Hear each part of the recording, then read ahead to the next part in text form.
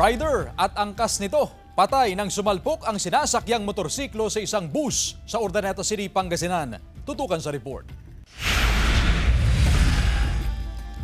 Kuhang-kuha sa CCTV camera ang pagsalpok ng motorsiklong ito sa pampasaherong bus.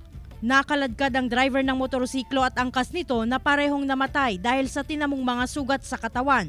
Wala namang nasaktan sa mga pasahero ng bus.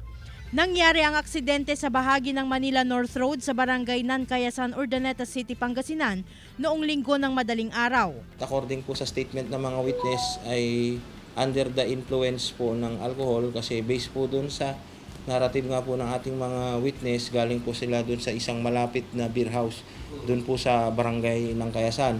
So as a result po ng insidente, ito pong dalawang pasahero po natin na lulan nitong motorsiklo ay dead on the spot po. Agad ding sumuko sa otoridad ang driver ng bus matapos ang insidente pero kalaunay pinalaya rin. Wala pa siyang pahayag. Tumanggi nang magbigay ng pahayag ang mga kaanak ng mga namatay na biktima habang patuloy ang pag-uusap ng magkabilang panig. Mag-ingat po tayo, iwasan po nating magmaneho na nakainom at kung kayo naman po ay magmamaneho ng motor at hindi nyo po maiwasan, magsuot po tayo ng mga protective gear. Kasama si Ron Taniedo, Glam Calicdan, Dizon, One North, Central Luzon.